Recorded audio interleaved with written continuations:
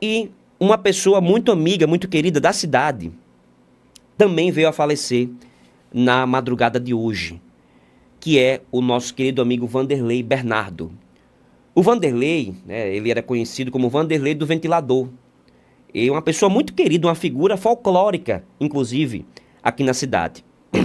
Uma pessoa que não teve a oportunidade, inclusive, em vida, de mostrar um pouco mais do que ele tinha para oferecer para essa cidade. O Vanderlei, gente, para fazer esse registro, vai ficar aqui registrado, claro, óbvio.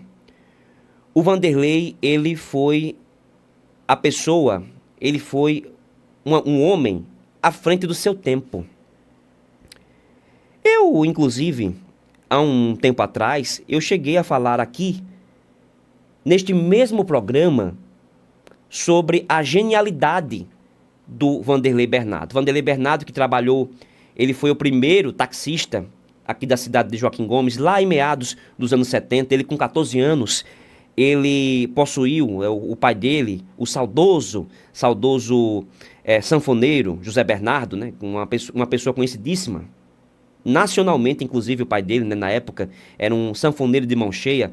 Então o pai dele, ele contando a história, o pai dele adquiriu um veículo em uma das suas tocadas, um veículo Aeroilis, naquela época, e o Vanderlei, então, já fazia transportes de pessoas do centro de Joaquim Gomes, do centro, até a BR-101. Na época não tinha nem a estrada, não tinha nem a avenida ali, não tinha nada, só tinha o centro.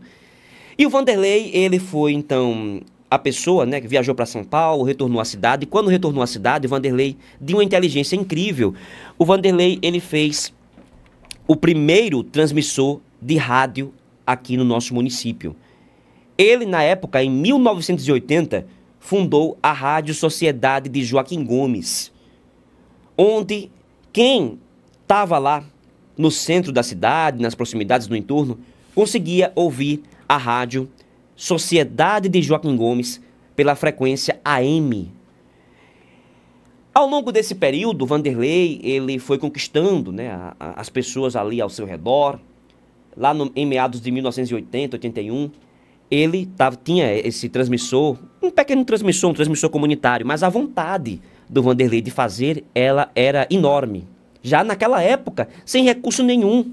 Ele me contando que tinha um toca-discos, onde a rádio ela se furtava apenas em colocar os discos para tocar, né? Tinha os discos, né? Ele tinha uma coleção de discos e passava o dia colocando discos e, às vezes, vez ou outra, o Zé de Vezeira tinha também os seus informativos. Ele sozinho, com um toca-disco, um microfone e um transmissor de AM, ali na rua Doutor Nelito, onde ele viveu, onde ele nasceu, viveu, cresceu e, lamentavelmente, veio a falecer. O Vanderlei, ao longo do seu período, da sua história de vida, ele, lembro muito bem que eu cheguei, inclusive, a conversar com ele e iríamos fazer um momento de entrevistas aqui, né, nessa cadeira. Ele iria sentar aqui nessa cadeira para contar um pouco dessa história que eu estou contando para vocês. Mas, graças a Deus, Deus me presenteou com a amizade dele. E o que eu estou falando para vocês aqui agora, ao 12h06, eu estou falando num informe que ele havia me relatado. E dentro de todo esse contexto, eu não vejo, sabe, eu estou aqui me segurando para não me emocionar. Me perdoe os amigos. Dentro de todo esse contexto, fica essa homenagem póstuma a uma pessoa que, já naquela época, nos anos 80, ele tinha esse desejo, ele tinha, acima de tudo, esse compromisso de fazer diferente em uma cidade que não dá oportunidade para quem faz diferente. A fazer diferente em uma cidade que, às vezes, deixa passar despercebidos muita gente, deixa passar despercebido muita gente. Então não faremos essa injustiça com as pessoas aqui em Joaquim Gomes. População, povo, não vamos fazer injustiça com as pessoas. Vamos valorizar as pessoas enquanto elas estão aqui, ó, respirando. Porque o amanhã a Deus pertence. Ontem À noite encontramos com o Vanderlei ali na praça da televisão, onde ele sempre costumava a andar. Vanderlei, já no alto dos seus 60 e tantos anos, ele decidiu finalizar a vida dele cuidando de animais domésticos, animais abandonados, animais de rua. Vanderlei e seus cachorrinhos andando pelas ruas na madrugada, solitário. Vanderlei era um ótimo profissional da área dos ventiladores, né? Quem tinha ventilador quebrado procurava o Vanderlei e ele sempre consertava, ó. Porém, Vanderlei, ele utilizou, né? O Vanderlei, ele, ao longo desses seus 60 e tantos anos, ele preferiu finalizar sua vida cuidando de animais abandonados.